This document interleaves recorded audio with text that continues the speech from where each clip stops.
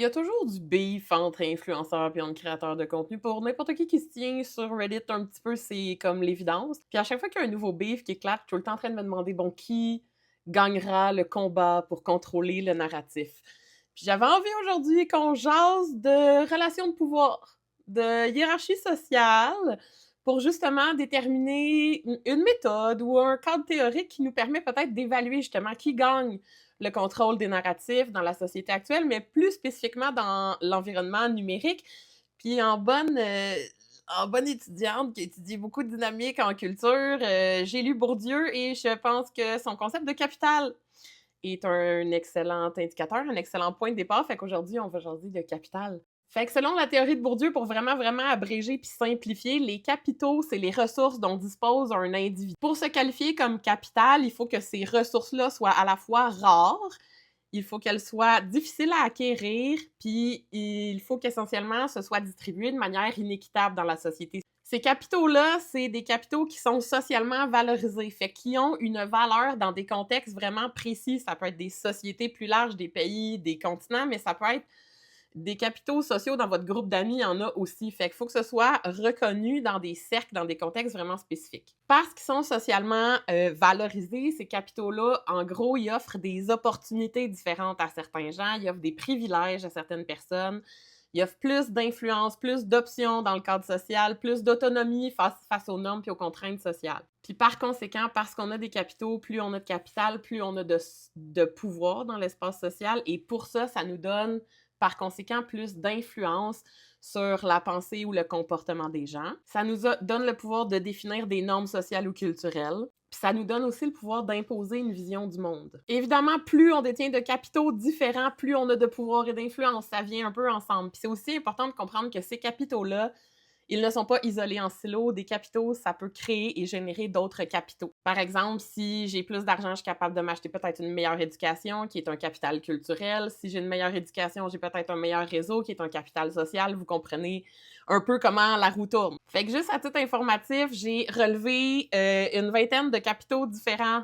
Il y en a qui viennent directement de Bourdieu, il y en a qui viennent de l'héritage de Bourdieu, mais ça va vous donner une idée de l'amplitude du phénomène académique autour du concept de capital. Puis je les ai regroupés en grandes familles, mais j'ai fait ça de mon plein gré. Là. Peut-être qu'il y a des académiques en sociologie qui vont vouloir m'ostiner, libre à vous de le faire. Dans la grande famille du capital économique, le capital économique, c'est des ressources financières et matérielles. Là-dedans, j'ai mis le capital professionnel et le capital d'expertise, fait que c'est des compétences professionnelles. Il y a le capital humain, qui est l'équivalent de ressources humaines. Il y a le capital organisationnel, qui est des procédures puis un savoir-faire collectif en organisation. Capital entrepreneurial, la capacité de se partir une business. Capital naturel ou écologique, avoir plus de ressources naturelles à sa disposition. Le capital territorial fait qu'avoir des atouts géographiques, culturels ou institutionnels sur un territoire. Il y a les capitaux relationnels aussi, qui sont la qualité des relations commerciales qu'on peut avoir entre entrepreneurs. Dans la grande famille des capitaux culturels, ici, on parle de connaissances, de compétences, de titres scolaires, de dispositions culturelles. On a le capital informationnel, qui est la capacité à produire, organiser, mobiliser de l'information. On a le capital intellectuel, qui est les connaissances immatérielles. On a les capitals discursifs, qui est un pouvoir d'influencer, cadrer ou façonner les discours légitimes. On a des capitales créatifs, donc la capacité d'innovation, les capacités créativité individuelle collective. On a le capital numérique, qui est relativement récent dans les concepts, qui est une compétence et positionnement stratégique dans les environnements en ligne. Évidemment, on a le capital algorithmique, qui est une bonne maîtrise des dynamiques algorithmiques, puis d'être capable de générer de la visibilité à partir de là. Dans la troisième grande famille, on a du capital social. C'est encore une fois auprès de Pierre Bourdieu, mais il y a James Coleman, Robert Putnam qui ont théorisé ça, qui sont des ressources issues des réseaux, relations, obligations et confiance sociale. Fait que c'est du capital humain. It's about who you know, c'est ça, c'est le capital social. Fait que là-dedans, on a le capital de visibilité, qui est la célébrité ou l'importance acquise par les individus médiatisés. On a le capital médiatique, qui est la visibilité publique, la capacité d'être entendu et l'influence médiatique. On a le capital attentionnel, qui est la capacité de capter ou orienter l'attention. On a le capital réputationnel, qui est la réputation individuelle ou organisationnelle comme ressource stratégique. On a le capital moral, qui est une reconnaissance associée au respect des normes morales valorisées dans un groupe. Quatrième grande famille, on a le capital identitaire, qui n'est pas associé à la théorie de Bourdieu, mais qui est définitivement issu de son cadre théorique à lui, mais qui est beaucoup plus moderne. Vous allez voir pourquoi. Dans les capitaux identitaires, on a le capital ethnique. J'ai pas besoin d'expliquer c'est quoi. Capital racial, pas besoin d'expliquer c'est quoi. Là, vous comprendrez que être blanc, c'est avoir la plus grosse échelle de capital ethnique et racial dans le contexte québécois nord-américain, évidemment.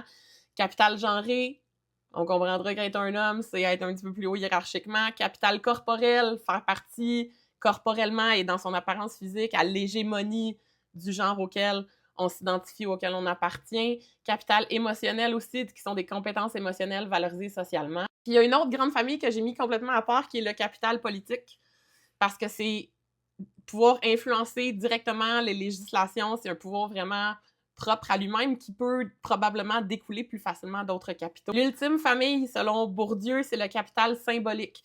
Le capital symbolique, pour lui, c'est une autre catégorie de capital, mais je vais faire ma petite smart puis je vais venir contredire Bourdieu ici. Pour moi, le capital symbolique, c'est le cumul de capitaux dans un nombre qui est tellement élevé de capitaux différents qu'on n'arrive plus trop à mettre le doigt sur d'où il vient ce pouvoir et cette influence-là.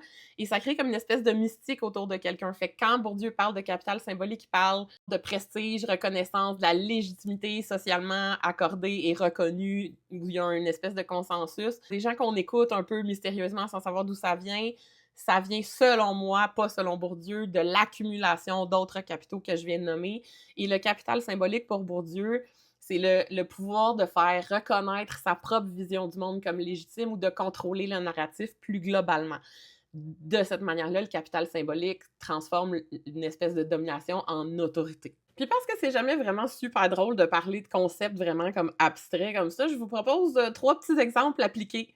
Les capitaux appliqués pour les nuls. Fait que j'ai pris 3 cas de figure. Mon premier exemple, c'est le cas des deepfakes, où on sait dernièrement dans l'actualité que François Lambert, l'entrepreneur et vedette médiatique, a donné l'autorisation aux utilisateurs de Sora et d'intelligence artificielle pour générer des deepfakes d'utiliser son image à lui pour créer du contenu humoristique. Et là, c'est super clair pour n'importe qui est un peu informé que permettre ce genre d'utilisation-là de son image, c'est un privilège qui est basé sur plusieurs capitaux. Fait que mon premier exemple, c'est François Lambert versus le commun des Québécois. Puis vous allez voir ici, j'ai cumulé, selon ma logique à moi, là, je veux dire, encore une fois, ça serait hautement discutable, mais j'ai fait une espèce de petit cumul, une liste que vous allez voir ici, des capitaux accumulés de François Lambert versus les capitaux détenus par le Québécois moyen, en fait. Et vous allez voir qu'il y a un net débalancement qui permettra, en cas de dérive, à François Lambert de contrôler le narratif et de démentir peut-être des images de lui qui sont à mauvais escient. Mais ce pouvoir que détient François Lambert n'est pas forcément accessible au commun des mortels. Deuxième exemple qui est aussi extrêmement parlant, je reviens sur un cas de MeToo, c'est le cas Marie-Pierre Morin versus Safia Nolin. Puis aujourd'hui, on sait un peu les débouchés de ça, on sait un peu qui a réussi à s'en sortir le plus indemne, qui a réussi à contrôler le narratif. Et pour ça, j'ai fait une liste des capitaux de Marie-Pierre Morin et une liste des capitaux de Safia Nolin qui devrait, en les comparant, vous souligner pourquoi il y en a une qui s'en est mieux tirée que l'autre. Parce que les deux n'avaient pas le même genre de pouvoir à la même intensité ni à la même échelle. Dernier cas de figure, parce que je vous parlais de beef entre influenceurs, là, j'en ai pas trouvé aujourd'hui frais fait sur Reddit, vraiment entre influenceurs, mais le plus récent beef que j'ai trouvé, c'était Hélène Buzetti versus Alexandre Drolet. Donc, Hélène Buzetti, qui est une correspondante parlementaire, une journaliste vraiment réputée qui fait ce métier-là depuis 1999, qui a dit dans un tweet que c'était pas nécessairement approprié que Pierre Poilievre soit dans un contenu d'Alexandre Drolet avec plein de pubs tout le long. Et je trouvais ça intéressant de comparer les deux.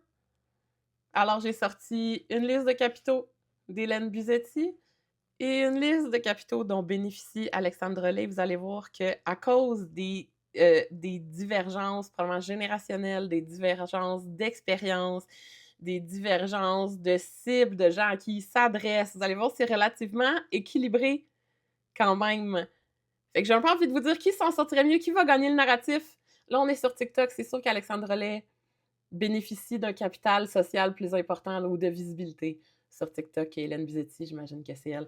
Bref, travaillez sur vos capitaux, investissez dans vos relations humaines parce que le capital social, ça vaut vraiment cher parce qu'on peut acquérir n'importe quel autre capital à partir de là. Puis vous me direz dans les commentaires s'il y a d'autres beefs que vous voulez qu'on compare avec les capitaux.